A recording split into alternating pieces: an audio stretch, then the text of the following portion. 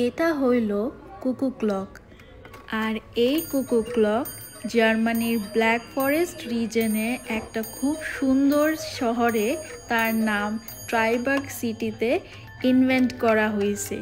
Hello বন্ধুরা, আমি Tania and welcome to my channel Bangal Maya in Germany.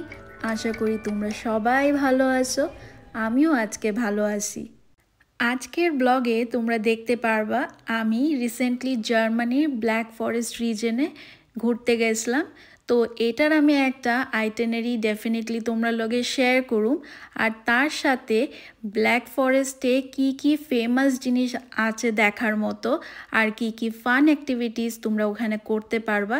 আমি এই ব্ল্যাক ফরেস্টের একটা সিরিজ বানামু, সেখানে কিন্তু তোমরা ফলো করো আর তোমরা জানতে পারবা আর দেখতেও পারবা যে ব্ল্যাক ফরেস্ট রিজনটা কতটা সুন্দর দেখতে হয়।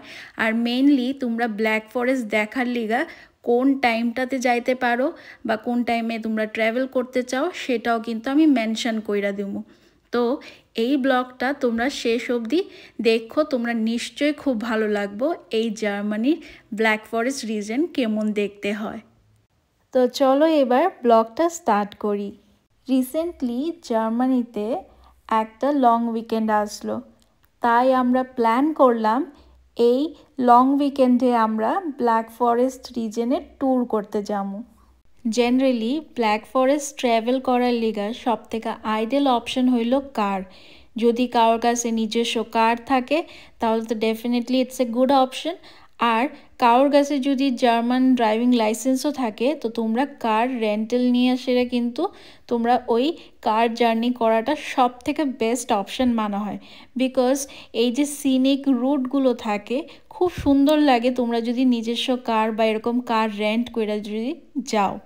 বাট আনফর্চুনেটলি আমরা কাছে জার্মান ড্রাইভিং লাইসেন্স আসলো না, তাই আমরা কার কোনো রেন্ট করা হয়েছে না। তাই ভাবলাম সব থেকে বেস্ট অপশন আমরা লেগে হইব আমরা যদি বার্লিন সেন্ট্রাল স্টেশন থেকে আইসিই ট্রেন ধরি, তাহলে শর্টেস্ট টাইমের মধ্যে আমরা ব্ল্যাক ফরেস্ট রিজনের একটা খুব সুন্দর শহর ফ্রাইবুর্গ ওইখানে টাইমলি একদম পৌঁছে যাবো। তো সেদিন সকাল সকাল আমি ঘুম থেকে উঠা গেলাম, বিকজ আমরার আইসিই ট্রেনের টাইম আসলো সকাল 7:30টার সময়। ঘুম থেকে উঠাই একটু তাড়াতাড়ি কইরা নিজেরা লিগা একটু ব্রেকফাস্ট বানায় নিলাম। এটা আমরা ট্রেনের জার্নির লিগা প্যাক কইরা নিয়ে যাবো। তারপর ঝটপট রেডি হয়ে আমরা বার্লিন সেন্ট্রাল স্টেশনে পৌঁছে গেছি। আর তোমরা তো দেখতেই পারছো বার্লিনের সেন্ট্রাল স্টেশনটা বিরাট বড় একটা স্টেশন, আর দেখতে মলের থেকে কোনো অংশে কম না, খুবই সুন্দর দেখতে। তো ফাইনালি আমরা আইসিই ট্রেনটা প্ল্যাটফর্মে আয়া পড়ছে আর আমরা কিন্তু ঝটপট এই ট্রেনের মধ্যে উঠা গেলাম। জার্মানির লং ডিস্টেন্স ট্রেনের প্রত্যেকটা কম্পার্টমেন্টে এরকম লাগেজ রাখার আলাদা একটা সেকশন আছে।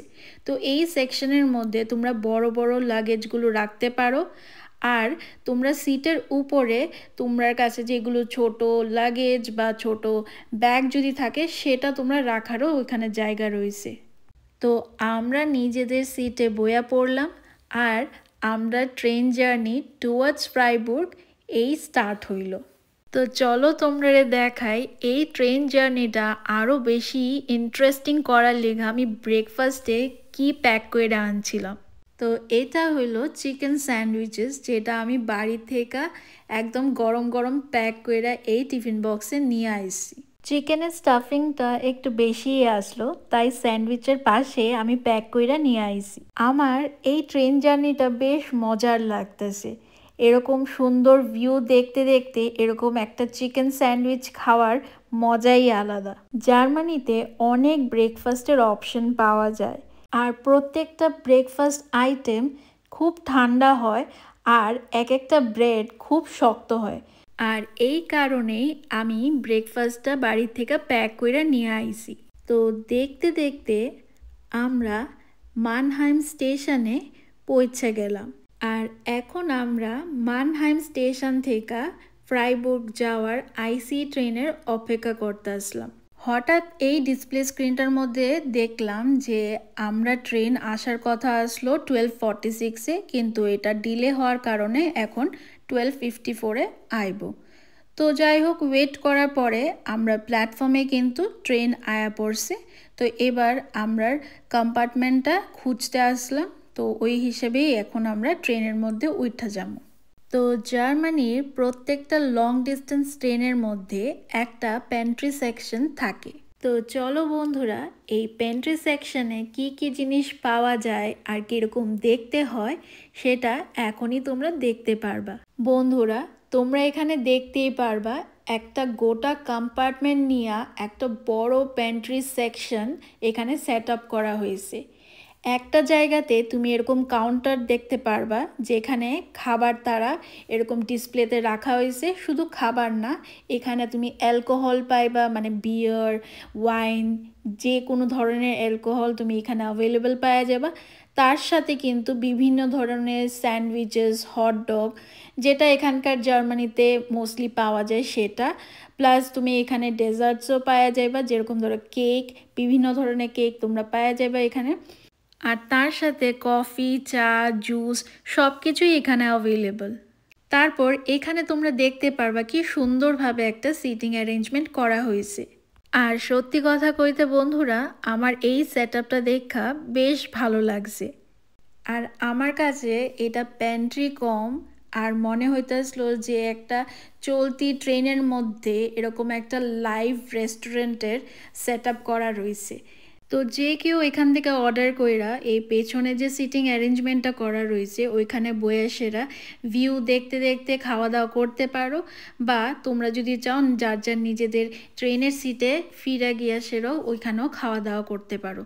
যাই হোক, তো আমি ওইখান থেকে একটা ব্ল্যাক কফি আর 2টা স্নিকার্স নিয়ে আসলাম।